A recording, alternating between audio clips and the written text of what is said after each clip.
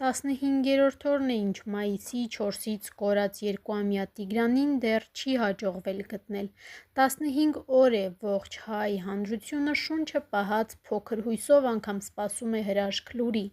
Արմնուր Էյեմին ՀՀ ներքին գործերի նախարարության լրատվականից փոխանցել են, որ այսօր վաղ առավոտից կրկին ինտենսիվ վերսկսվել են որոնողափրկարարական աշխատանքները։ Աշխատանքներում ներգրավված են ոստիկաններ և փրկարարներ։ Որոնողափրկարարական աշխատանքները իրականացվում են Մարմարիկ գետի ողջ երկայնքով, նաև աղբյուրակի ջրամբարում օգտագործելով հատուկ տեխնիկա, դրոններ, ջրամբարի հատակը նկարահանող և ուսումնասիրող սարքեր։ Աշխատանքներում ներգրավված են նաև ջրասուզակներ։ Որոնողական աշխատանքները հիմնականում դադարեցվում են 10 օր հետո, սակայն փոքրիկ Տիգրանի դեպքում այդպես չէ։ ՆԳՆ-ից Մեդիահաբին հայտնել են, որ որոնողական աշխատանքները շարունակվում են, չնայած որ 10 օրից ավելի է անցել։ Հիշեցնենք, որ դեպքը տեղի է ունեցել մայիսի 4-ի առավոտյան։ Երեխայի հայրը և պապիկը մեքենան սարքելիս են եղել, երբ երեխաներին աղջկան և տղային տուն են ուղարկել, իսկ տունը եղել է ամենաշատը 50 մետր հեռավորության վրա։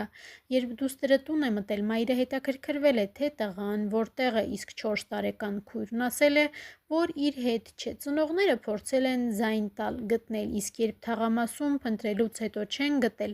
ահա զանգել են փրկարարներին, որ գուցե երեխան գետն է ընկել։ Մինչ այժմ փրկարարներին չի հաջողվել գտնել երեխային։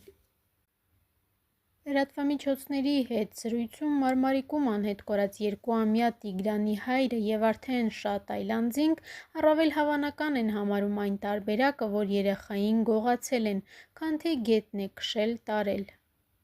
Թեև Տիգրանի հայրը նշում է, որ թշնամիներ չունի և կասկածել անգամ չի կարող, թե ով կարող է նման քայլի դիմել, այնուամենայնիվ գետում փոքրիկին չհայտնաբերելու տարբերակը ևս առաջ է քաշում ավելի հավանական դարձնել այդ վարկածը։ Գետն ընկնելու վարկածից բացի կա նաև մեկ այլ տարբերակ, որ գիշատիչն է տարել երեխային, սակայն այդ տարբերակը ավելի քիչ հավանական են համարում։ Նշվում է, որ գյուղում մեծ արծիվներ կան և գուցե երեխային նրանք տարած լինեն, սակայն այդ վարկածը արդեն իսկ բացառել են, պնդելով, որ արծիվները իրենց քաշից ավելի ծանր իրեր չեն բարձրացնում վերև, իսկ ահա այլ գիշատիչի գյուղ մտնելու տարբերակը բնակիչները ևս բացառում են, պնդում են՝ գյուղը շարժի մեջ է եղել, իսկ գիշատիչը այդ շարժի դեպքում կվախենար օրը ցերեկով գյուղ մտնել։ Հավելենք, որ քննչական կոմիտեն 2 տարեկան երեխայի անհետացման փաստի առնչությամբ նախաձեռնել է քրեական վարույթ Քրեական օրենսգրքի 155-րդ հոդվածի առաջին մասի հատկանիշներով, այն է սպանությունը ապօրինաբար մեկ ուրիշին կյանքից զրկելը։